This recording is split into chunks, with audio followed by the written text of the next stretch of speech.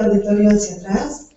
Vamos a evacuar por las puertas que están aquí atrás y nos vamos a situar en la parte en donde no está el domo de cristal echado, sino más hacia atrás, sin entrar al edificio. Y de la mitad del auditorio hacia abajo vamos a evacuar por esta puerta de emergencia. Nada más empujan y se abre. ¿Esto, verdad? Sí.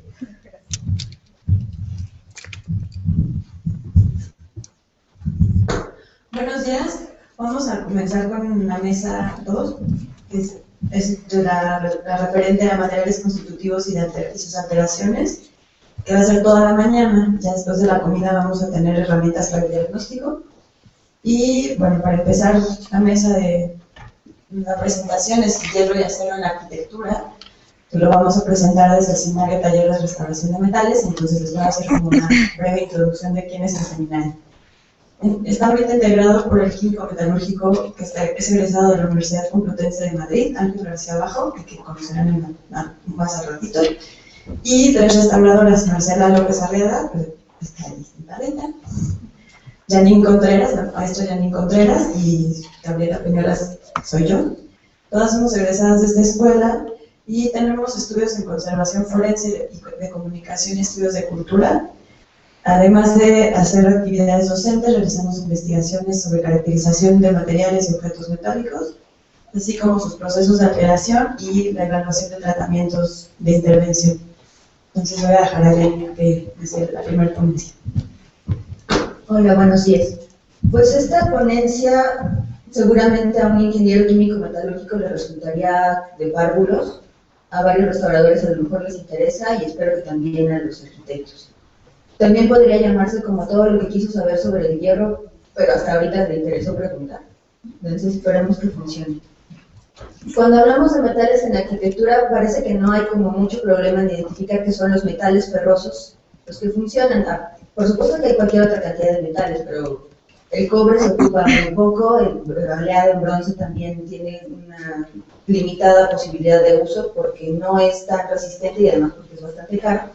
Y bueno, otros metales como el titanio pues también son muy caros y apenas se empezó a ocupar en arquitectura en el Museo Guggenheim de Bilbao, que seguramente todos ubican, y que por cierto ya también tiene algunos problemas de conservación.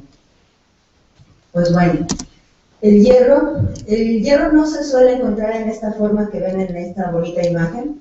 Es su forma metálica, que por algunas áreas del destino se encontró así en la naturaleza, pero no es lo común. Lo común es encontrarlo de esta manera, o sea, en mineral. Es un óxido de hierro y a partir de este material hay que involucrar un montón de energía para que podamos entender el metal. Entonces, esta forma no es estable en la naturaleza, tiende siempre a ponerse así. Y como así lo encontramos, entonces necesitamos, les decía, hacer todos los procesos de metalurgia extractiva. En el caso de los metales relacionados con el hierro se reciben el nombre de siderurgia en general. Y bueno, cuando estamos hablando de aleaciones de hierro, siempre o casi siempre estamos hablando también de carbono. El carbono tiene un átomo muy pequeñito comparado con el átomo de hierro. Entonces, cuando el átomo de hierro se acomoda a las tres dimensiones, deja como pequeños espacios que pueden hacer que sea no tan resistente como cuando lo tenemos mezclado con carbono. Y esto es porque el carbono ocupa justamente esos espacios, modifica ligeramente las redes y entonces hace que sea como bastante más coherente y entonces mejore todas sus propiedades mecánicas. Bueno, no todas. La dureza aumenta, pero eso no necesariamente es bueno porque disminuye también la flexibilidad. Y bueno, les enseño esta cosa tan bonita. Es un diagrama de fases de carbono y hierro.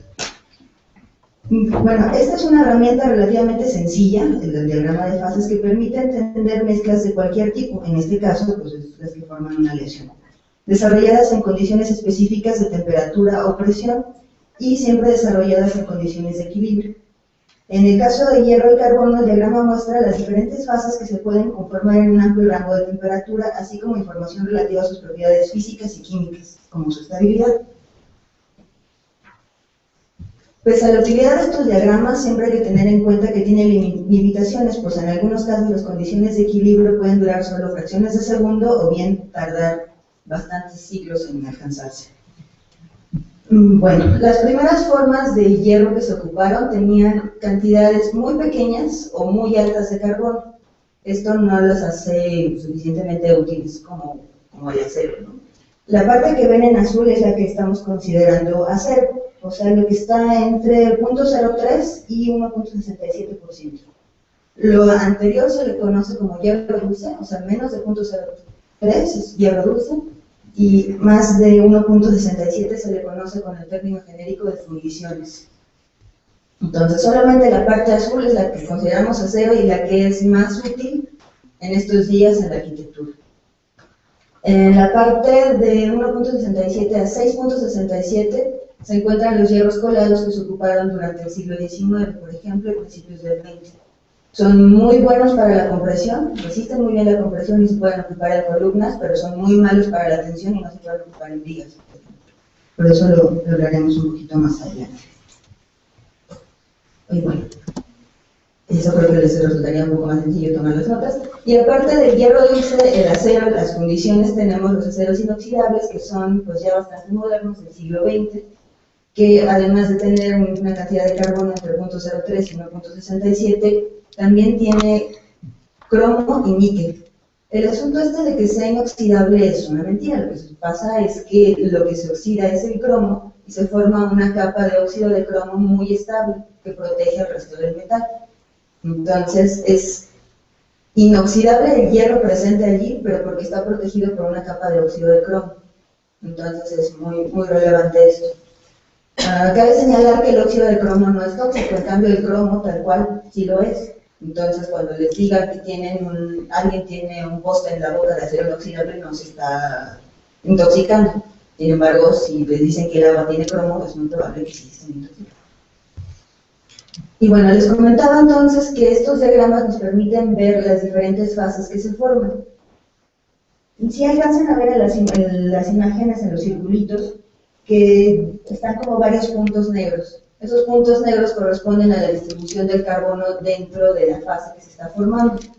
Entonces, a mayor cantidad de carbono están más separadas las láminas de hierro y entonces pues pierde resistencia. Justamente es en la parte azul que les mencionaba al principio donde se logra un mejor equilibrio de carbono y hierro y entonces es más útil. Y bueno, estas son las fases que se conocen como austeníticas, martensíticas y demás, ¿no? Son cosas que dominan perfectamente los ingenieros químicos metalúrgicos y que nosotros los restauradores, bueno, apenas tenemos conocimiento por encima, pero siempre por eso trabajamos de manera asociada. Y bueno, durante siglos no se pudo fundir el hierro. Se requieren de temperaturas superiores a los 1300 grados para fundir el hierro y entonces, pues bueno, no era factible. Lo que pasó hasta el siglo XVI es que se obtenía una cosa que le decían en buena parte del mundo metal bus o esponja de hierro. Lo que se hacía es que se obtenía el mineral de hierro, se calentaba con muchísimo carbón, el carbón hace que descienda al punto de fusión, pero no se descendía lo suficiente como para que se volviera líquido, entonces se pasaba al estado metálico en pequeñas partículas que se iban agrupando, pero nunca pasaban al estado líquido completamente. Entonces eso, como les digo, hacía una esponja, y esa esponja ya se podía trabajar mediante martillado y ya se daba en aplicaciones prácticas. Entonces todos los clavos, todas las espadas y demás cosas por el estilo que se hayan hecho hasta antes del siglo XVII, en realidad de manera amplia, pues eran obtenidas de esta forma, a través de las esponjas que se tenían que trabajar. Y bueno, esto también implicaba que había bastantes materiales extras, son ricos en fosfatos sobre todo, y estos fosfatos pueden tener una repercusión en la forma en que se va a corroer, se corroen de hecho más rápido que lo haría un acero contemporáneo. Y bueno, fue hasta que Bessemer en 1856 desarrolló un procedimiento lo suficientemente útil para fundir El hierro, que bueno, ya se pudo obtener en cantidades que se pudieran aprovechar de manera industrial. Hasta antes de eso, el proceso como más útil en el siglo XVIII, por ejemplo, era fundir pequeñas cantidades, o sea, tener hornos grandes, pero con muy pequeñas cantidades de metal para que sí alcanzaran esa temperatura, irles agregando el carbón, y entonces estos agregados se iban trabajando ya como con un contenido más refinado, también por martillaje. Pero les digo, el sistema Bessemer lo voy a leer tal cual porque esto lo escribió Ángel con gran admiración por el señor Bessemer. Dice que encontró casi por error con una forma de producir acero dulce. Su método permitió la producción de lotes grandes y 20 años después el acero dulce era más barato que el hierro forjado. El proceso Bessemer es de una simpleza magistral y consiste en las siguientes etapas. En primer lugar, se reduce el mineral de hierro con carbón. El resultado es un líquido fundido con un contenido en carbón cercano al 2%. Si se observa el diagrama de fases que tendría que devolverle, se aprecia que para esta composición existe un punto eutéctico, es decir, la mezcla de la que la temperatura de fusión es la mínima posible. Sí, lo voy a devolver. Punto eutéctico, lamento no tener un anotador, bueno, un apuntador, pero el pico, en la forma de B, el pico inferior, ese es el punto eutéctico del que estamos hablando. O sea, es el punto más bajo en el que la aleación de hierro con carbón se puede fundir.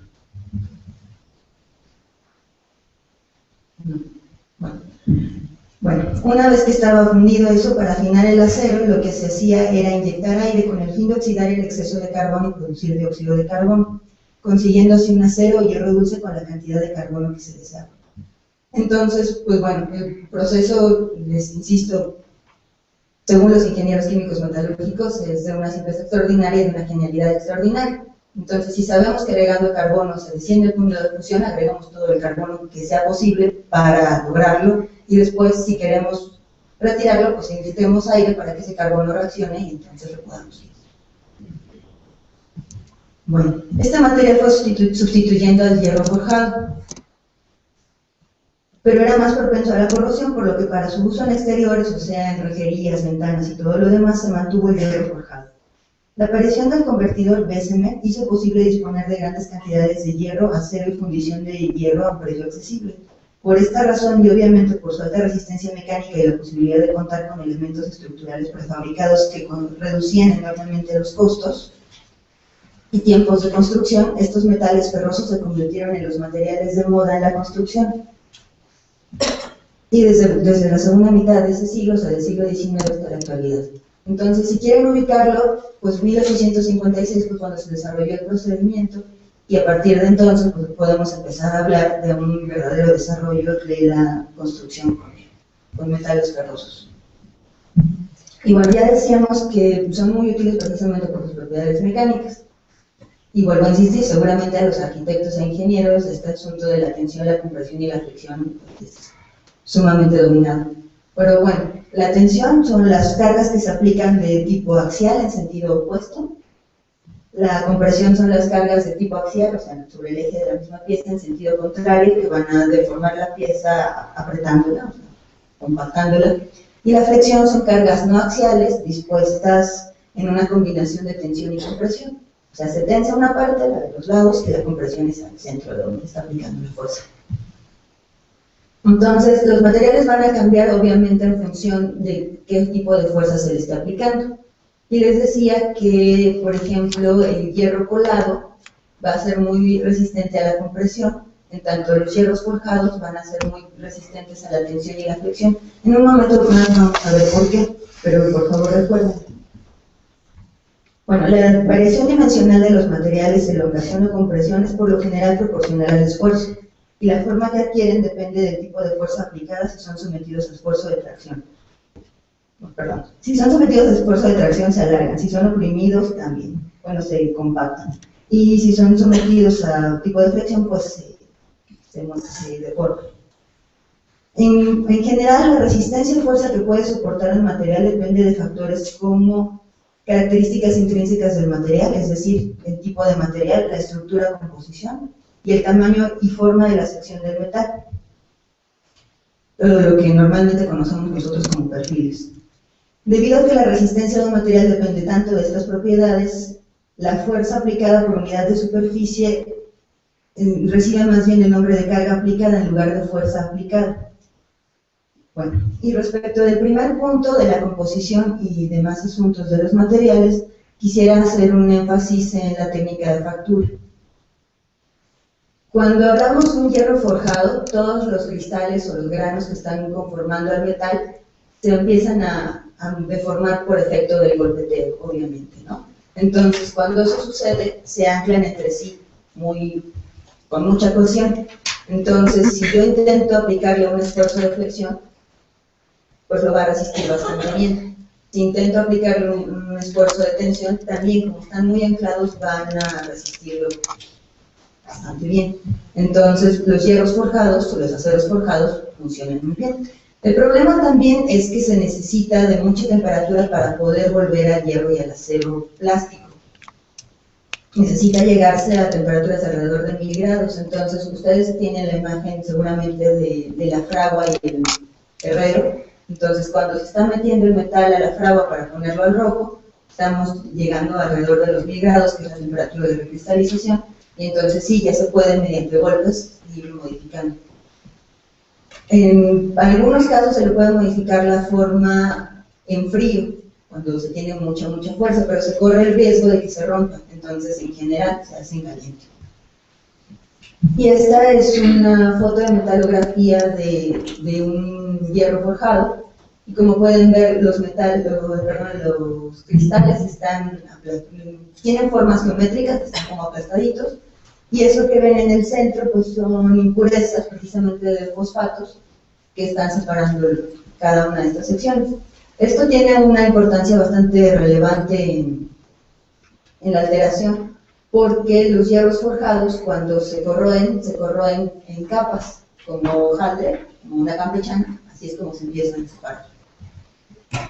Y bueno, tenemos la imagen muy romántica del guerrero dándole golpes al metal, pero evidentemente cuando construimos edificios como este, que necesitamos que nuestro metal reciba esfuerzos mecánicos para que se deformen sus cristales, pues no podemos hacerlo con martillo de casa, ¿no? Entonces estos son martillos industriales, y porque no tenemos unos más grandes que son con los que se martilla y se le da el trabajo de forja finalmente a nuestra sillería y demás cosas por el estilo. Incluso cuando salgan y vean la estructura de este edificio, pues recibieron trabajo de esta manera. Evidentemente en un primer momento el metal es colado, pero como el colado no resiste la tensión y la flexión, pues entonces a fuerza necesita recibir después un trabajo mecánico.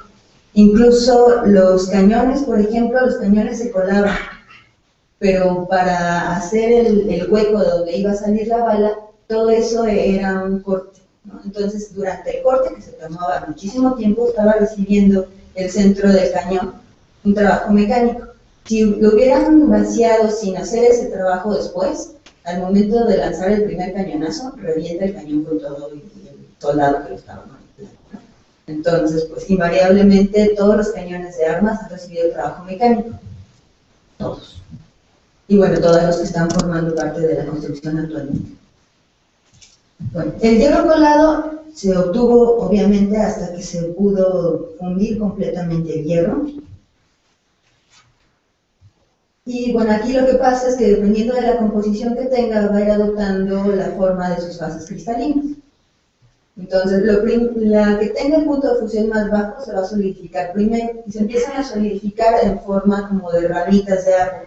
Es una estructura que se denomina dendrítica. Una vez que se ha formado esta, se comienza a solidificar lo demás, y aunque sola hubiera podido tener una configuración distinta, nada más rellena los espacios que están ocupando. Entonces, esto hace que en lugar de tener cristales anclados, los tengamos como agrupados. Entonces, estas estructuras son muy flexibles, resisten muy bien la compresión precisamente porque hay espacios entre ellos, pero si los queremos separar poniéndole un esfuerzo de tensión, pues se van a separar muy fácilmente. Entonces, les digo, por eso no tenemos hierro colado constituyendo vigas, pero sí lo podemos encontrar en columnas. Y bueno, unas bonitas imágenes del vaciado de hierro. Y bueno, en general, En el siglo XIX se estuvo trabajando mucho con estas técnicas, pero principalmente con fundiciones, es decir, con mezclas con hierro y carbono, en el que el carbono superior a 1,67%. Y bueno, este tiene la gran ventaja de que rellena muy bien los moldes, entonces se ocupó para estatuaria muy ampliamente. Seguramente conocen esta pieza, el Neptuno de Louvre de la Alameda Central. Bueno, en la Alameda Central, y hay copias en todo el mundo, porque estas piezas eran producidas por encargo en grandes cantidades en Francia, de la compañía Bandon. Y bueno, las van a encontrar en Buenos Aires, en Francia, aquí en la Ciudad de México. Y bueno, ya copias en bronce en todos lados, entonces no es poco común que se confundan estas piezas con piezas de bronce. Pero bueno, son de hierro colado y a fuerza tienen que estar pintadas. Estas nunca van a ser patines bajo ninguna circunstancia. Y bueno, ya les decía, nuestras vigas actuales son hechas primero por colado, pero después necesitan recibir trabajo mecánico por martillado. Entonces ya, esta es como va saliendo de la línea de martillado todavía al rojo, pero ya lista para ocuparse. Entonces, teniendo toda esta serie de cosas en mente, como la técnica de factura, la composición y por supuesto las propiedades mecánicas de cada uno, se empezaron a desarrollar ya en el siglo XIX una serie de estructuras que antes no eran posibles. Cabe señalar que no es solo un cambio en la tecnología, es un cambio en las formas de producción y el sistema económico reinante, ¿no? Es justamente en el siglo XIX, durante el gran desarrollo del capitalismo. Entonces está todo concatenado y bueno, sirvió para mejorar las técnicas de producción en las fábricas, mejoró también los mercados, sobre todo, ¿no? O sea, dónde se estaba distribuyendo el comercio y todo lo demás. Y bueno, precisamente aquí les tengo la portada de un catálogo de elementos estructurales arquitectónicos, ¿no? Entonces se podían comprar por catálogo y se mandaban traer a donde fuera necesario y de donde fuera necesario. Ya nos decían ayer que el hierro inglés no era muy bueno, pero por ejemplo el francés, el alemán y el belga fueron muy bien aceptados en Latinoamérica y se ocupó bastante. Y bueno, uno de los primeros en desarrollar arquitectura casi exclusivamente con este tipo de elementos fue Victor Valtat, que construyó, entre otras cosas, un mercado que fue icónico durante finales del siglo XIX, que fue el mercado de Les Halles, en París, que dicen que era inmenso, que tenía unos claros maravillosos, que todo el comercio que se hacía en París en ese entonces podía caber allí dentro, pero pues los mexicanos no somos los únicos que tenemos muy poca conciencia con nuestro patrimonio y en los 70 lo destruyeron para crear un mall. Es un mall muy bonito, por cierto, pero nada que ver, y bueno, ni siquiera ocuparon las partes para construir otra cosa, simplemente lo destruyeron, lo fundieron y se ocupó en algo más. Y bueno, aquí les tengo una imagen del puente Colbrook, que está en la ciudad de Colbrook, que no tiene un nombre casual. Coal es, como sabemos, el mineral del carbón. Entonces, de ahí se extraía muchísimo carbón para aplicaciones en la siderurgia. No es casual que entonces el primer puente construido exclusivamente de hierro colado pues estuviera allí. Entonces es bastante temprano, 1781, y su extensión es de 30 metros. Es un verdadero hito para su momento, además es bastante bonito. Sin embargo, ya que hubo suficiente tecnología para el desarrollo del acero, recuerdan el proceso Bessemer y todo lo demás, se pudo construir el puente Eads en San Luis, en Estados Unidos, que en lugar de 30 metros tiene 1964 metros. Entonces su resistencia es infinitamente mayor. El puente Colbrook ya está cerrado al paso, o sea, ya nada más pueden pasar los peatones, ya no pasa encima ningún vehículo, es considerado patrimonio del Reino Unido, es patrimonio de la humanidad también. Sin embargo, el puente Eads sigue en uso. Le construyeron otro al lado, considerando pues además el tráfico y todo lo demás, pero sigue perfectamente funcional. El asunto es que tenga un mantenimiento lo suficientemente bueno como para que siga en ese estado. Si les da curiosidad, pues seguramente, y tienen ganas de ver una buena serie de lo único poco bueno que está haciendo ahora el History Channel, pueden echarle un ojo a esto de gigantes de la industria.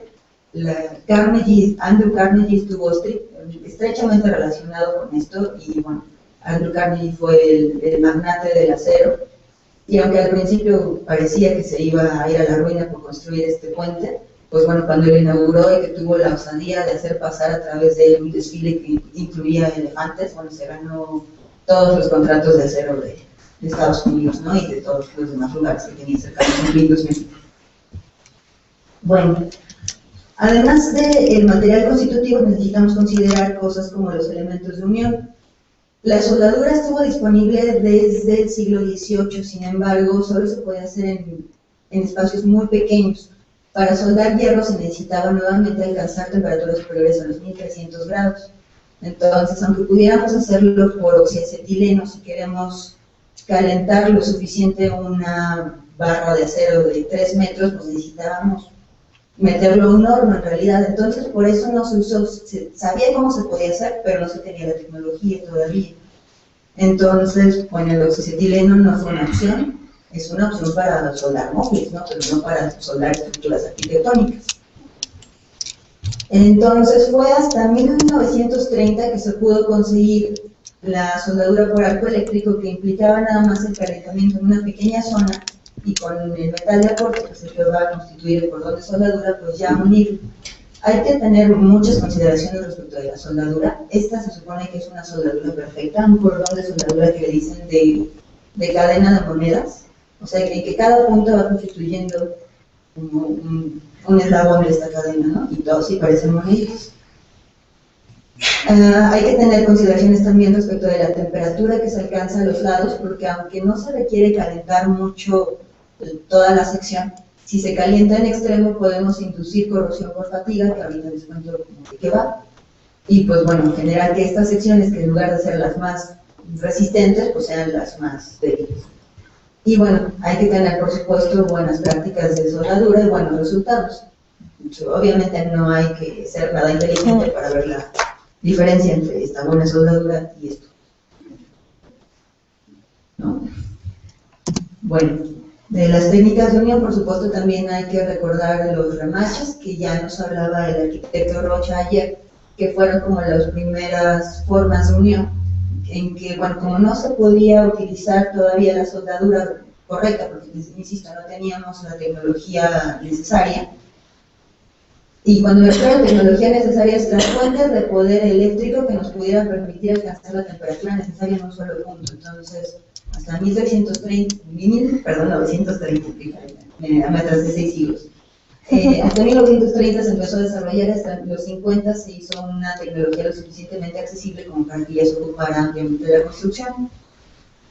Y bueno, vuelvo a lo de los remaches. Como no se podía hacer esto, pues los remaches eran una opción muy válida, ¿no? Entonces se mandaban las estructuras, incluso ya previamente perforadas en algunos casos, para que se pudieran armar. Entonces, bueno, se sabe que se mandaban los remaches también, o bien se podían hacer en el lugar. Y en cualquier caso se aplicaban al rojo, porque pues solo al rojo el metal es lo suficientemente plástico como para que con el golpe se le haga la cabeza que vaya a cerrar el otro lado. Y por supuesto también existen los tornillos, ¿no? Que, bueno, por ejemplo, en el Monumento a la Revolución, es la parte que pudimos conocer de la cimentación, pues tenía buena cantidad de tornillos. Y bueno, además de las formas de unión, necesitamos considerar la protección. Casi todo se producía en Estados Unidos o en Europa, y entonces si lo queríamos ocupar en Latinoamérica, pues tenía que atravesar el Atlántico, tenía que venir por tierra durante mucho tiempo, los caminos no eran precisamente los mejores y llovía. Entonces tenían que venir protegidos de la corrosión y por supuesto también tenían que estar protegidos frente a ella en el tiempo de vida del edificio. Entonces ha habido varias técnicas, una de ellas es el galvanizado. El galvanizado el proceso se refinó en 1874, me parece. Entonces a partir de ese momento se empezó a usar, pero principalmente para láminas. Para entonces los elementos estructurales que se ocupaban no venían galvanizados, venían protegidos de otra forma, que era con pinturas. Y la pintura que mejor funcionaba, que mejor seguiría funcionando, de no ser porque es terriblemente tóxica, es el miño de plomo. Ustedes les sonará conocido el miño de miniatura. Y pues son miniaturas, todas estas decoraciones que se hacían en los escritos antiguos, porque se hacían precisamente con pintura de minio. Entonces ya el pigmento de minio, que se traducido de plomo, se mezclaba con aceites o con gomas y bueno, ya con eso se pintaba. Eso en escalas mucho mayores es lo que se aplicaba en los elementos estructurales de hierro y acero, y es la razón por la que actualmente, aunque esté prohibido, casi todos los recubrimientos anticorrosivos son naranjas. No porque tengan ya este material, simplemente porque se nos quedó la idea de que el naranja era protector y entonces lo van a ver en todos lados. Entonces, si se desprende un pedacito de pintura y abajo ven naranja, van a ver que es el primario recubrimiento anticorrosivo. Bueno, esto es bastante relevante y lo quiero retomar después porque las piezas que nosotros llegamos a intervenir en restauración de hierro colado y forjado de esa época puede todavía tener minio y hay que tener mucho cuidado con su procesamiento posterior. Y bueno, ya hacemos un pequeño saltito hacia no la caracterización, no las técnicas de factura, sino las alteraciones. Y obviamente la corrosión es la alteración más evidente. Entonces tenemos el ciclo de la corrosión. Pasamos de los minerales, como los que les mostré al principio, a la metalurgia extractiva para obtener el metal, que ya se puede ocupar en aplicaciones prácticas, y después, estando al medio ambiente, va a sufrir un proceso de corrosión en el que se va a volver nuevamente un mineral. Esto es perfectamente lógico, es parte de la naturaleza, es un proceso termodinámico que no podemos parar, pero podemos intentar ralentizar un poquito, ¿no? Detener un poco, pero no lo vamos a lograr, mayormente. Entonces, el proceso de corrosión es esencialmente un proceso electroquímico en el que el metal lo que busca es relacionarse con un elemento no metálico, usualmente un ácido y un ácido. Un óxido, un carbonato, un sulfato, algo que esté por ahí cerca, un ion que tenga más atracción hacia los electrones que tienen su última capa. Entonces, al unirse, pues ya se mantienen estables. A nosotros no nos gusta nada el resultado y se supone que hay alrededor de 300.000 millones de dólares anuales que cuesta la corrosión en el mundo. O sea, que cuesta por fallas o que cuesta por intentar evitarla, entonces es bastante caro. Pero bueno, aquí sí vamos a tener que empezar a hablar de terminajos un poco técnicos. Siempre el metal, cuando pierde electrones, se oxida, el otro material, cuando los recibe, se reduce. El elemento que está perdiendo los electrones recibe el nombre de ánodo y el que los gana recibe el nombre de cátodo. Entonces, siempre necesitamos estos dos electrodos que estén funcionando paralelamente y casi siempre va a haber un medio que va a ser el electrolito que permita este tráfico de electrones, este fluido eléctrico. Y bueno, para efectos de diagnóstico y de predicción de lo que puede pasar en una serie de reacciones de corrosión, se fueron desarrollando unos diagramas que son diagramas de potencial contra pH o también conocidos como diagramas de Courbet por Marcel Courbet, que fue uno de los principales estudiantes de esto. Estos diagramas describen reacciones entre el metal y un electrolito en condiciones estables. En el eje de las Y van a encontrar el potencial eléctrico, en el eje de las X el pH. Y bueno, lo que resulta en este cruce de información, pues son regiones de estabilidad. Hacia la parte inferior, que sí siempre vamos a ver las condiciones reductoras, hacia la parte superior las condiciones oxidantes, es decir, hacia abajo vamos a ver dónde está el metal inmune, en su forma metálica, y hacia arriba donde está corroído, ya sea en forma estable o inestable. Y bueno, entonces también podemos separarlo por cómo va a estar el metal, ¿no? En la zona verde que tienen allí, en la zona de inmunidad, el metal se encuentra en forma metálica. En la parte inferior del diagrama es el campo de estabilidad del metal como tal, entonces inmune.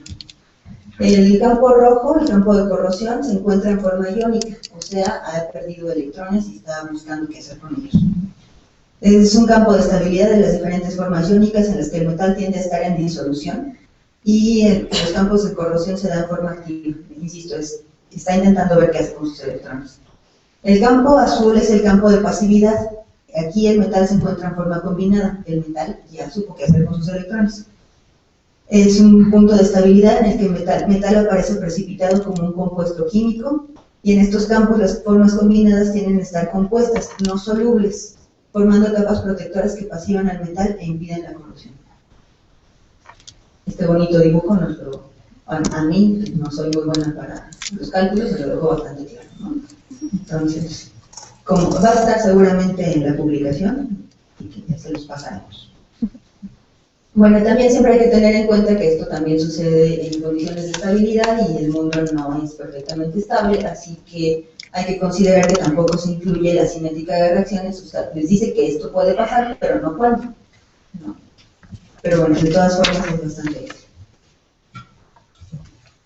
Aquí, por ejemplo, les tengo el diagrama Courbet del oro. Entonces quisiera que vieran cómo se separa. O sea, la parte inmune del oro es inmensa, ¿no? Puede estar en todo el rango de pH común y no le pasa absolutamente nada, ¿no? Necesita tener como demasiado potencial para que ya se formen productos de corrosión pasivos o activos. El campo del cobre pues es bastante distinto porque no es un metal tan noble, es bastante más activo. Sin embargo, pues sí tiene un campo de estabilidad bastante amplio. Y en un ratito más vamos a ver el del hierro y van a ver que la situación es distinta. Y bueno, conforme a esto es que nosotros podemos dividir productos de corrosión activos de pasivos. Entonces, los productos de corrosión activos son los que van a estar promoviendo nuevas reacciones de corrosión. En cambio, los pasivos pues ya se encuentran estables y se van a quedar así por mucho tiempo mientras el medio ambiente siga siendo el mismo.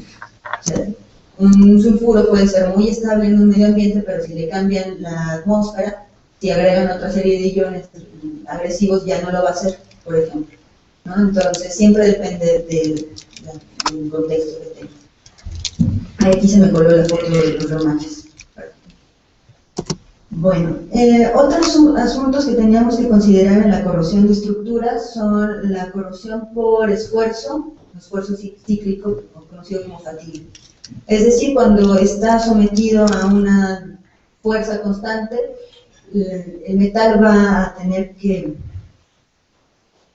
operar. Generalmente esto hace que también sus electrones estén como muy disponibles, además de que se desacomoda la estructura cristalina del metal y entonces es fácil que con los nuevos golpes o los nuevos esfuerzos se rompa, ¿no? Entonces eso es como una cosa bastante grave en una dirección de un coche, ¿no? Una suspensión de un coche, es una cosa gravísima en un puente, ¿no? Hemos visto casos así.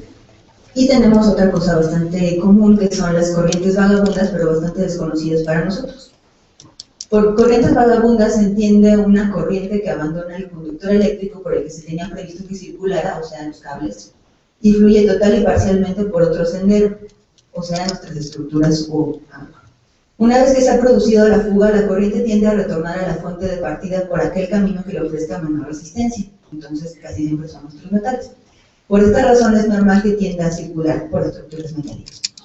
Reiterando. Los problemas de corrosión se producirán en aquellos puntos en que la corriente eléctrica abandona el conductor improvisado para regresar a la fuente de partida. En estos puntos el metal se polariza a valores más positivos, generándose una zona anódica y otra catódica. La peligrosidad de este tipo de corrosión dependerá mucho de la relación entre las superficies de la zona anódica y catódica. Una relación muy alta producirá que la corrosión se concentre en un área muy pequeña, por lo que su velocidad será muy elevada y localizada, pudiendo tener consecuencias desastrosas. Una de ellas fue la corrosión por corrientes vagabundas que generó el problema de la explosión de Guadalajara de 1992, el sector Hidalgo, como seguramente muchos de ustedes no recuerdan porque no habían nacido, estaban muy bebés, pero bueno, se pudieron haber enterado por los periódicos antiguos. Entonces, están en mal estado las instalaciones eléctricas, entonces pues, la electricidad sigue fluyendo por nuestros metales, que no deberían de serlo, tuberías, estructuras y demás. Y aquí les tengo, por ejemplo, una parte de la instalación eléctrica que estaba en el Monumento a la Revolución hasta antes de la restauración. Entonces, pues allí no ven cables, lo que ven es un nido de paloma.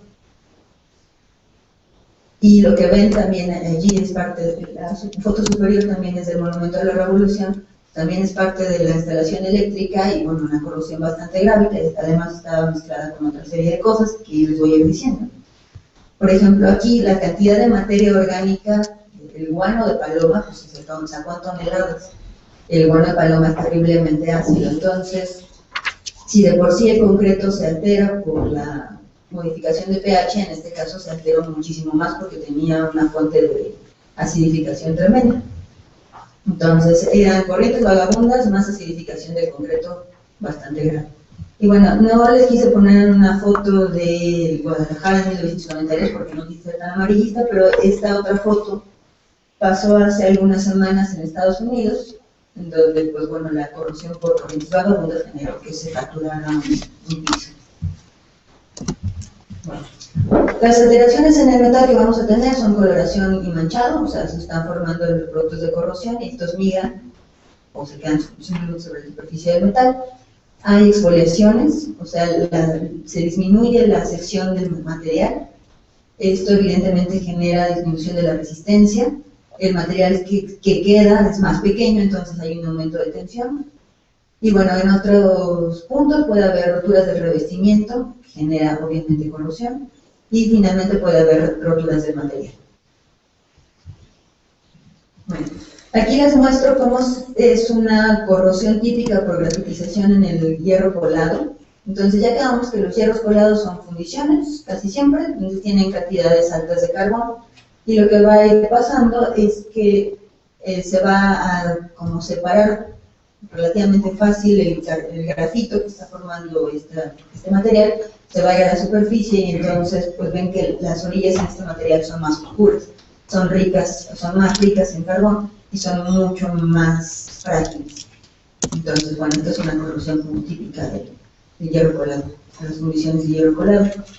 En la corrosión del hierro forjado ya habíamos platicado un poco que se da en estratos, como les comentaba hace un momento, como un hojaldre. Y aquí les pongo una radiografía de un cañón que pues en algún momento recibió trabajo por forja. Y bueno, como es una radiografía, las partes oscuras pues ya no tienen metal sano, nada más queda en las partes como radiopacas, todavía algo de metal y material más denso. Pero bueno, esta sería como la forma más como característica en la que se corroe el metal trabajado por forja o hierro forjado. Entonces empieza a aumentar su volumen, se dice que aumenta entre 9 y 12 veces, entonces pues es bastante complicado. Había escuchado en algún momento una bonita historia que me sonaba como un mito de que no pasaba gran cosa cuando aumentaba el volumen del material porque estaba aumentando el volumen de la sección. Pero pues aunque aumenta el volumen de la sección pasa de tener la coherencia de un acero a tener la coherencia de una galleta, ¿no? Entonces pues ese volumen de sección no nos sirve para nada. Al contrario. Bueno, un bonito tornillo corroído. Y bueno, una forma muy específica de alteración en el hierro y acero estructurales ha recibido el nombre de la enfermedad de la calle Ryan, Ryan Street Disease, porque fue uno de los primeros lugares en los que se identificó. Aquí sigue habiendo gran cantidad de edificios que tenían estructuras metálicas y que tenían, o que siguen teniendo, recubrimientos de mampostería y de ladrillo. Empezaron a ver que había manchas sobre la piedra y que había también fisuras. No parecía como muy lógico que la piedra se estuviera rompiendo sola. Ya después, cuando empezaron a retirar la piedra y los ladrillos, se dieron cuenta que lo que estaba pasando es que estaba creciendo el metal al interior. Y esto pues empezó a desplazar al material de recubrimiento y pues obviamente a romperlo. Es bastante complicado trabajar este tipo de cosas porque pues hay que tener mucho cuidado con el material que se está removiendo para poder tener acceso al metal en el interior. A veces el metal en el interior tiene que ser también sustituido porque ya no tiene suficiente resistencia, entonces pues bueno, son también muchos millones de dólares en el mundo involucrados en esto. Bueno, seguramente estas imágenes son bastante comunes para nosotros cuando nos hemos dado una vuelta por Veracruz o algo por el estilo. El crecimiento del volumen de las varillas y el manchado de los concretos. Y bueno, las causas de esto tienen que ver con la formulación y calidad de los morteros, de los cementos. Aparentemente en México tenemos muy buenos concretos, muy buenos cementos, tienen muy poca cantidad de productos solubles al final, a diferencia de lo que pasa en algunos países de Latinoamérica y de Europa también. Entonces, también por eso Sanix se ha vuelto tan aceptada en el mundo, porque tenemos materiales de exportación de muy buena calidad. Depende, por supuesto, de la forma de aplicación, o sea, de qué también se hizo, si está quedando poroso, si hay como mucho exceso de la humedad al interior hacia donde está la estructura metálica. La agresividad del medio ambiente, es decir, si hay muchos contaminantes, muchos iones sulfuro que puedan hacer reaccionar con la humedad y vayan a causar un descenso del pH de la lluvia, que genera lluvia ácida, obviamente. Que haya iones cloro, por ejemplo, lo que les decía de Veracruz, ha sido también potenciado porque hay cloro. Y obviamente la cercanía de la estructura metálica con la superficie. Seguramente en los edificios de los 40 que están en la Ciudad de México, pues, ustedes pueden ver que hay elementos que se desprenden de las decoraciones, porque tienen una varilla y a los 3 centímetros pues ya está la superficie. Entonces el paso de la humedad pues no representa ningún problema. En cambio, me contaban que en el búnker de Normandía, el que ocuparon para el día de, hay paredes de 1 metro. Entonces hay 1 metro de concreto antes de donde está la estructura metálica.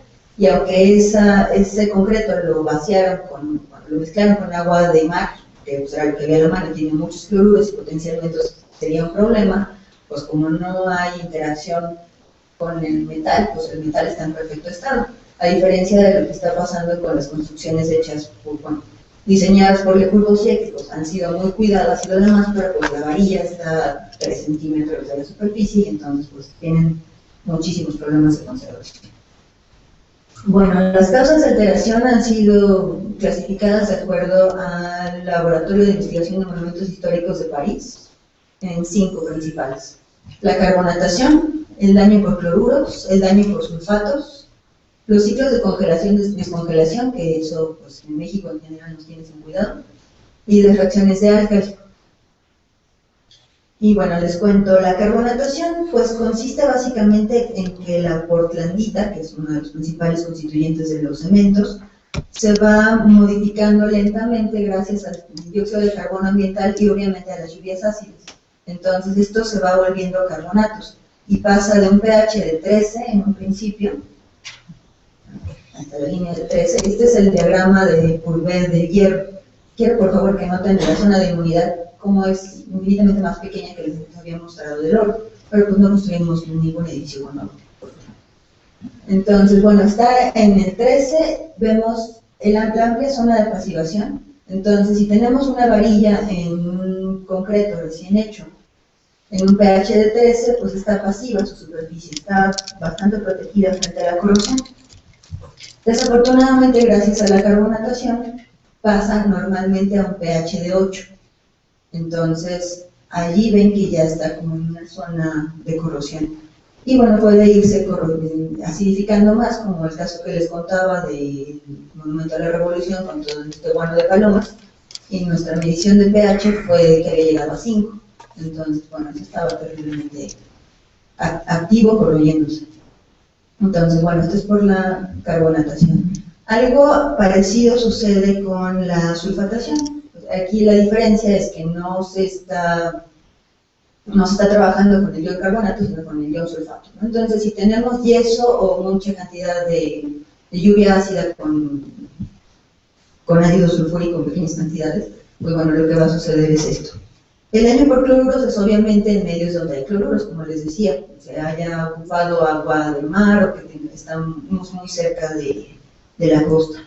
Y finalmente están las reacciones del álcali, que les decía que eso tiene que ver con la calidad de los cementos. Entonces, si hay muchos compuestos alcalinos solubles, pues vamos a tener después materiales porosos y, bueno, estos álcalis van a tener como la capacidad de atraer mucha humedad y van a ser un buen electrolito para que se desarrolle la corrosión. Las manifestaciones que vamos a ver en los edificios, bueno, es que van a tener daños por la corrosión, ¿no? El manchado, la expansión volumétrica y bueno, las fracturas. Entonces aquí vemos un primer caso de manchado, ahí abajo está exactamente corriendo la estructura metálica y bueno, Ya aquí hubo, además de un efecto de abrasión por las mareas, pues obviamente donde está más en contacto con el agua y todo lo demás, se empieza a desprender el material de recubrimiento, también por el aumento del tamaño del metal. Igual en este caso, o bueno, este caso parece muy extraordinario, pero aquí ya están interviniéndolo para revertirlo, ¿no? Entonces, pues bueno. Y este es un caso que a mí particularmente me da mucho miedo porque es un puente del viaducto. Entonces, bueno, es un puente de viaducto como hay tantos, ¿no? O sea, todos están en ese estado, construidos en los 50, pues sí con buenos materiales, pero con cero mantenimiento. Entonces, pues bueno, yo creo que hay que empezar a pedir al jefe de gobierno que entre otras cosas que tiene que hacer es empezar a diagnosticar nuestros puentes. Y bueno, curiosamente ayer le estaban dando mantenimiento a uno que está por el de Medellín, viaducto y Medellín, y pues lo que estaban haciendo era cambiar el concreto de la banquetita, pero la estructura del puente sigue pues bastante olvidada. Bueno, perdonen que no haya tenido tiempo de poner esto en español, pero es un diagrama bastante claro de cómo está la estructura metálica antes de la corrosión, cómo empieza a desarrollar productos de corrosión gracias a la modificación de pH del concreto con el cemento, y cómo al seguir aumentando, pues finalmente lo que causa son fisuras y pérdida de material. Y bueno, este es un pedacito de cemento que tomamos del Monumento a la Revolución, al que por pura curiosidad estuvimos midiendo el pH. Bueno, no por pura curiosidad, nos habían pedido una asesoría. Pero bueno, lo que hicimos fue tomar este material, lavarlo en la superficie para que no consideráramos que lo que estábamos midiendo era nada más la superficie, y dejarlo en agua destilada 24 horas. Al día siguiente medimos el pH y pues si lo que había pasado es que estaba con un pH de 5, entonces terriblemente ácido. Y bueno, creo que cualquier inmueble que no reciba mantenimiento y que además sea atacado por no sé cuántos miles de palomas que vivían allí va a tener este problema. Bueno, y las consideraciones en restauración que quisiera decirles es que, bueno, pues, cuando hemos intervenido edificios como gremio, pues nos ha dado por ocupar el último grito de la tecnología sin ser muy conscientes de cuál va a ser su resultado a largo plazo. Aquí les estoy mostrando un esquema de cómo se supone que unieron los griegos los sillares en el Partenón. Lo que hacían era hacer espacios con forma de H para después poner allí estas especies como de grapas de acero forjado, pero no las dejaban en contacto con la piedra. Lo que hacían era vaciar plomo, y el plomo es muy resistente a la corrosión, y entonces la piedra nunca estaba en contacto con el hierro. Cuando hacia finales de 1800 y principios de 1900 a un arquitecto se le culminó a hacer la restauración, en lugar de hacer esto ocupó tal cual cinchos de hierro forjado pegados a la piedra. Pasados unos cuantos años, o sea, 60 años después, tuvo que ser intervenida para retirarle todos estos materiales, no para verificar una alteración que había sido producida desde la antigüedad, sino una bastante causada por una restauración. Entonces, pues pueden ver la diferencia entre cómo está la piedra alrededor de las hachas y cómo los cinchos que se le pusieron de hierro forjado sin ninguna separación generaron la fractura de la piedra. Bueno, y además la mancharon. Y bueno, esta es otra cosa que quisiera que sí consideraran, que como les contaba, casi todo el metal que venía de Europa a Estados Unidos estaba recubierto con anticorrosivos de minio. Era muy, muy eficiente para protegerlo de la corrosión, a menos que se empezara a romper. Entonces, pues ahí teníamos también problemas de corrosión por aireación diferencial. Pero el problema es cuando a nosotros nos toca intervenirlo. Si consideramos que ya no sirve, lo que casi siempre se opina es, bueno, hay que quitarlo. Pero ¿cómo lo quito si esta cosa es tóxica? Bueno, pues esa fue una de las cosas a las que se vieron enfrentados en París hace algunos años, a mediados de los 90, al intervenir el puente de Alejandro III, que estaba precisamente recubierto de minio y después tenía alrededor de 12 capas de pintura. No lo pretendían dejar, tenían un problema bastante grave de conservación. Entonces, pues necesitaban además hacer soldaduras, reponer secciones y demás, entonces tuvieron que hacer prácticamente un búnker alrededor para evitar que el minio fuera liberado al Sena. pues era un problema. Entonces, lo que me contaba la restauradora en su momento era que la restauración había sido solo la mitad del costo del proyecto. La otra parte había sido la protección y el manejo de los residuos. Y desafortunadamente en México casi a nadie se le ocurre hacer eso. Les comentaba ayer que yo tenía un poco de miedo por la aduana de Tampico, porque estaba casi segura que viniendo del extranjero todos sus componentes, lo más probable es que todavía tenga algo de mínimo, o sea, anticorrosivos, ¿no? Y bueno, ¿cómo le hacemos, ¿no?, para trabajar? Porque además, pues muy pocos arquitectos tienen como esta información. Entonces, ven una cosa naranja, una pintura, y entonces se retira. Lo que no saben es que mientras lo estaban retirando, sus trabajadores estaban intoxicando, y si lo estaban liberando al ambiente, pues también era un problema. Yo trabajé en una reja, donde me di cuenta que tenía niño abajo, y lo que hice fue pedirle a todos mis trabajadores que no quitaran todas las capas de pintura. Entonces, en lugar de tardarnos una semana con sandblaster, nos tardamos más de un mes con bisturíes, ¿no? Ya no gané nada del proyecto, pero por lo menos mi conciencia está tranquila de que no intoxiqué a nadie.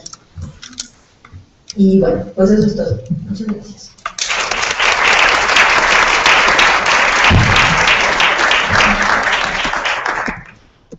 A ver, pero abrimos la sesión de preguntas. ¿Alguien tiene alguna duda?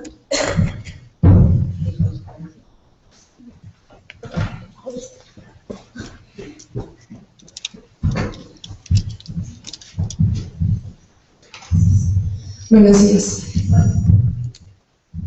Una pregunta súper simple. Cuando mencionabas la pintura que colocaban en las esculturas de hierro colado, como esta de la fuente de la Alameda, pues no tiene mínimo, ¿no? Tenía mínimo. Tenía mínimo, y hasta donde entiendo se lo retiraron en los 80. Okay. Habrá que ver qué tan sanos están los trabajadores de aquel entonces.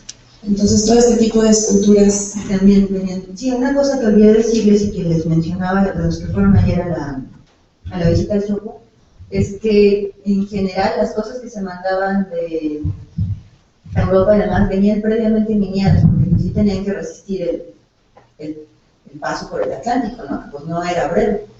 Había muchísima humedad y por supuesto había cloruros. Entonces, casi todo lo que venía de Europa, de afuera, de estructuras o esculturas, tenía la capa de mí. Y bueno, ahorita se sustituyó con un anticorrosivo de zinc, me parece.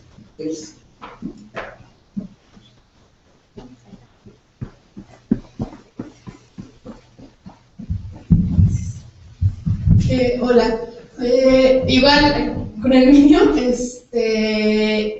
¿con qué se aglutinaba y más o menos en qué temporalidad se deja de usar?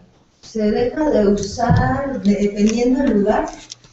En el resto del mundo de los 50 y en México creo que se estuvo vendiendo hasta los 90, o sea, aluminio de plomo.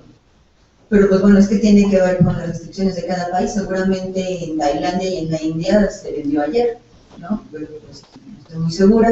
¿Y con qué se aglutinaba? Pues en principio con aceites. Esta idea de la pintura de aceite es porque efectivamente usaban aceites secantes, ¿no?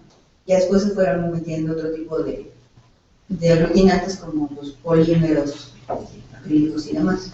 Pero al mínimo de los 30 casi siempre se usa con aceite.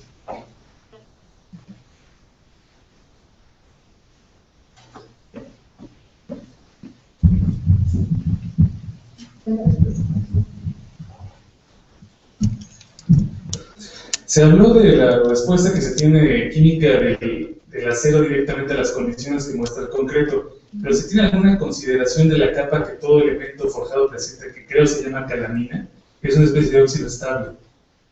No, lo que se le forma encima al hierro forjado es magnetita, precisamente por la oxidación a altas temperaturas.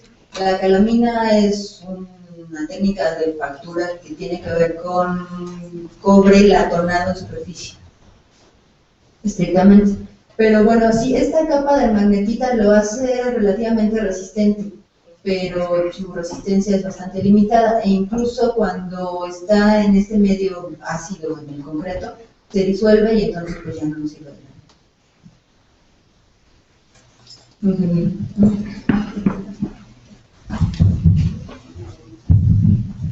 Probablemente se refiere a la galvanización, porque calamina es óxido de zinc. es el óxido de zinc. Y a eso le llaman, por ejemplo, cuando usan bronce alta para las estructuras, para las cosas de iglesia, le llaman calamina también, y es óxido de zinc, en realidad son latón. Pues sí, de calamina era en inicio nada más el mineral de zinc, pero luego le dio por mencionar, por nombrar así un montón de cosas. De hecho, ahorita en el taller tenemos una tarde del Museo del Bioreinado que es la tarde de calamina. Cuando lo vimos creímos que era latón, pero ya cuando lo analizamos vimos que era un cobre latonado en superficie, aparentemente justo por la aplicación de zinc y el calentamiento. Estamos todavía en proceso de empezar a analizarlo, pero pues, bueno, sí, le han hecho cualquier cantidad de cosas y pues por supuesto también está siempre relacionado con el zinc. Ya, fui tan clara, con todo y que me hacía burlas de palabras. Bueno, damos las gracias a Yamil y le pedimos al ingeniero Torres y a la arquitecta, sí hay unas preguntas, a la arquitecta Marta, que si nos pueden prestar su presentación de la siguiente. Bueno, más que una pregunta, era una pequeña aclaración. Dentro de una de las láminas presentadas, creo que es la que tú dijiste que estaba todavía en inglés, que no habías hecho la traducción. Se presenta un concreto con inserción de refuerzo, ¿no? Y está el refuerzo que posteriormente puede generar fractura en el concreto. Se pueden presentar los dos problemas, o que a partir del uno se fracture el concreto, o que por efectos de que el concreto ya haya tenido una fracturación, sea por sismo, sea por lo que sea, afecte el refuerzo y que esto empiece a generar obviamente deterioros más grandes.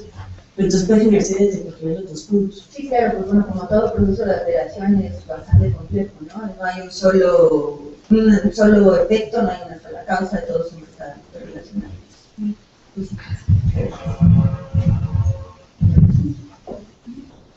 ¿Tienen más preguntas? Gracias.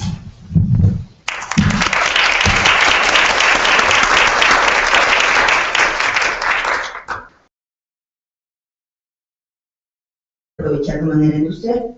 Hasta antes de eso, el proceso como más útil en el siglo XVIII, por ejemplo, era fundir pequeñas cantidades, o sea, tener hornos grandes, pero con muy pequeñas cantidades de metal para que sí alcanzaran esa temperatura, irles agregando el carbón, y entonces estos agregados se iban trabajando ya como con un contenido más refinado, también por martillazo. Pero les digo, el sistema Bessemer, lo voy a leer tal cual porque esto lo escribió Ángel con gran admiración por el señor Bessemer. Dice que encontró casi por error con una forma de producir acero dulce. Su método permitió la producción de lotes grandes y 20 años después el acero dulce era más barato que el hierro forjado. El proceso Bessemer es de una simpleza magistral y consiste en las siguientes etapas. En primer lugar, se reduce el mineral de hierro con carbón. El resultado es un líquido fundido con un contenido en carbón cercano al 2%. Si se observa el diagrama de fases que tendría que devolverle, se aprecia que para esta composición existe un punto eutéctico, es decir, la mezcla de la que la temperatura de fusión es la mínima posible. Sí, lo voy a devolver.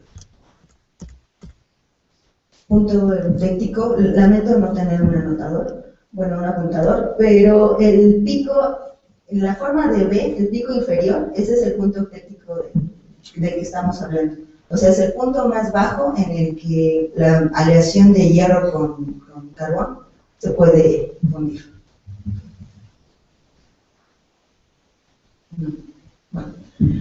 Bueno, una vez que estaba fundido eso, para afinar el acero, lo que se hacía era inyectar aire con el fin de oxidar el exceso de carbón y producir dióxido de carbono, consiguiendo así un acero o hierro dulce con la cantidad de carbono que se deseaba. Entonces, pues bueno, el proceso, les insisto, según los ingenieros químicos metalúrgicos, es de una simpleza extraordinaria y de una genialidad extraordinaria. Entonces, si sabemos que agregando carbono se desciende el punto de fusión, agregamos todo el carbono que sea posible para lograrlo, y después, si queremos retirarlo, pues inyectemos aire para que ese carbono reaccione y entonces lo podamos ir. Bueno, este material fue sustituyendo al hierro forjado.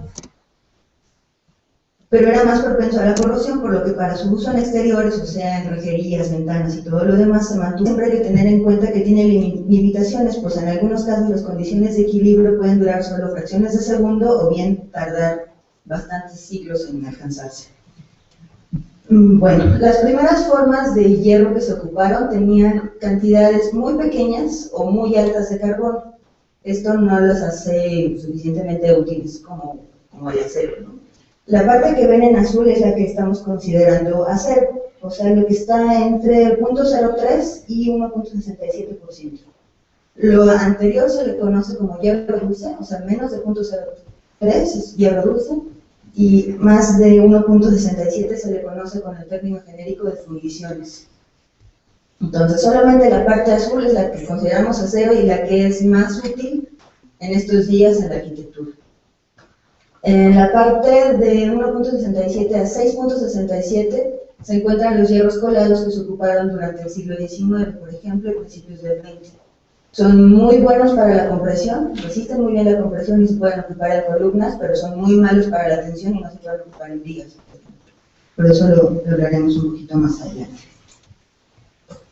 Y bueno, eso creo que les resultaría un poco más sencillo tomar las notas. Y aparte del hierro dulce, el acero, las fundiciones, tenemos los aceros inoxidables, que son pues ya bastante modernos del siglo XX, que además de tener una cantidad de carbono entre 0.03 y 1.67, también tiene cromo y níquel. El asunto de que sea inoxidable es una mentira. Lo que pasa es que lo que se oxida es el cromo y se forma una capa de óxido de cromo muy estable que protege el resto del metal. Entonces es inoxidable el hierro presente allí, pero porque está protegido por una capa de óxido de cromo. Entonces es muy relevante esto. Cabe señalar que el óxido de cromo no es tóxico, en cambio el cromo tal cual sí lo es. Entonces cuando les digan que alguien tiene un poste en la boca de acero inoxidable, no se está intoxicando. Sin embargo, si les dicen que el agua tiene cromo, es muy probable que sí estén intoxicando. Y bueno, les comentaba entonces que estos diagramas nos permiten ver las diferentes fases que se forman. Si alcanzan a ver en las imágenes en los circulitos, que están como varios puntos negros. Esos puntos negros el auditorio hacia atrás, vamos a evacuar por las puertas que están aquí atrás y nos vamos a situar en la parte en donde no está el domo de cristal echado, sino más hacia atrás, sin entrar al edificio. Y de la mitad del auditorio hacia abajo vamos a evacuar por esta puerta de emergencia.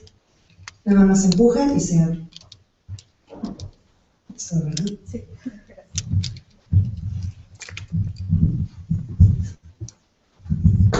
Buenos días. Vamos a comenzar con la mesa 2, que es la referente a materiales constitutivos y sus alteraciones, que va a ser toda la mañana. Ya después de la comida vamos a tener herramientas para el diagnóstico.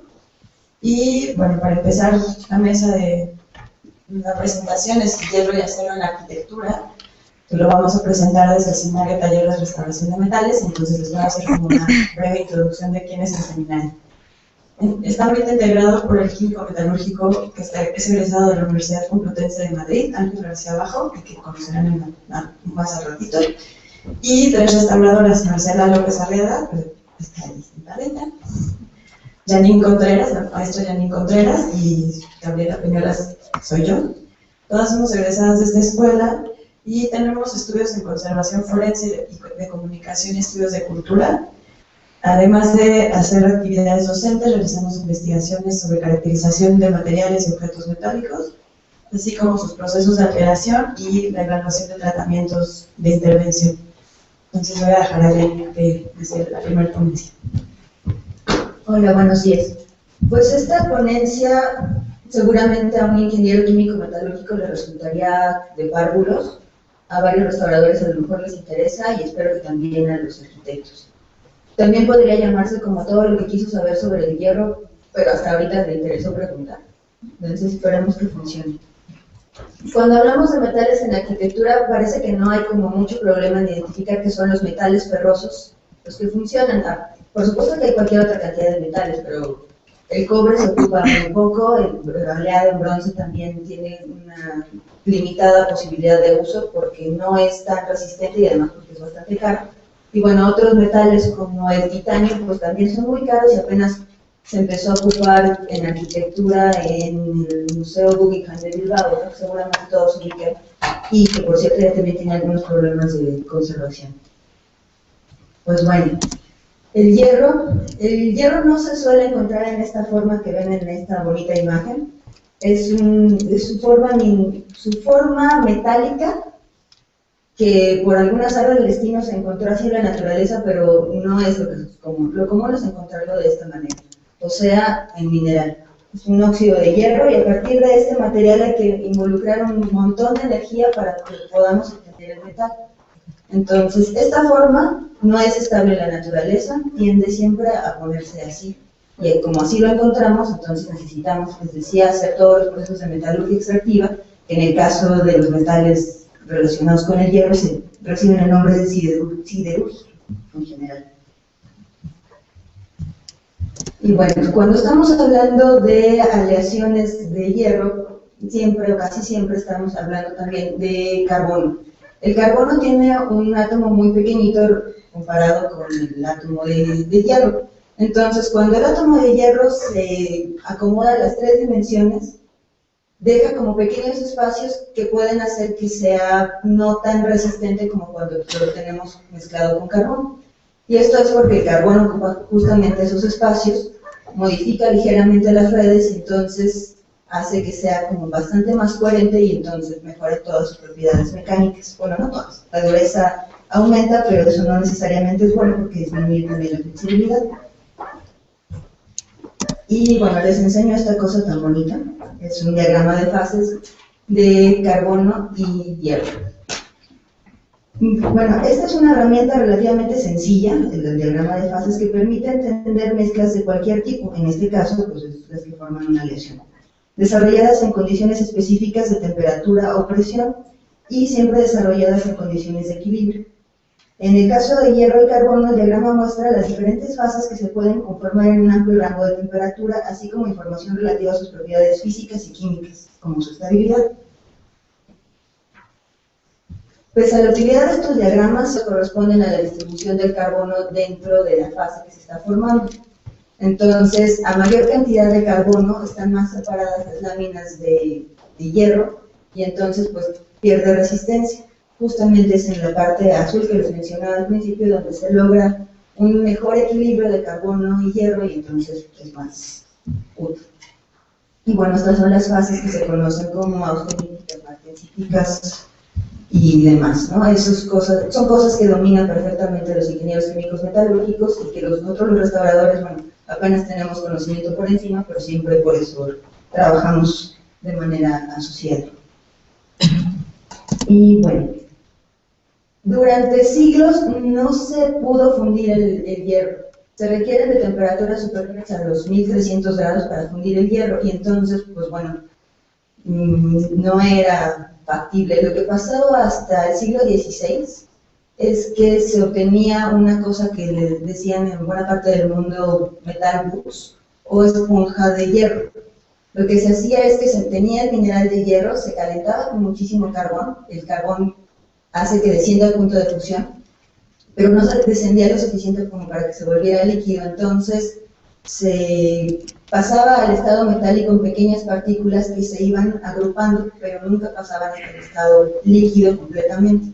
Entonces eso, como les digo, hacía una esponja, y esa esponja ya se podía trabajar mediante martillado y ya se daba en aplicaciones prácticas. Entonces, todos los clavos, todas las espadas y demás cosas por el estilo que se hayan hecho hasta antes del siglo XVII, en realidad de manera amplia, pues eran obtenidas de esta forma, a través de las esponjas que se tenían que trabajar. Y bueno, esto también implicaba que había bastantes materiales extras, son ricos en fosfatos sobre todo, y estos fosfatos pueden tener una repercusión en la forma en que se va a corroer, se corroen de hecho más rápido que lo haría un acero contemporáneo. Y bueno, fue hasta Bessemer en 1856 desarrolló un procedimiento lo suficientemente útil para fundir el hierro, que bueno, ya se pudo obtener en cantidades que se pudieron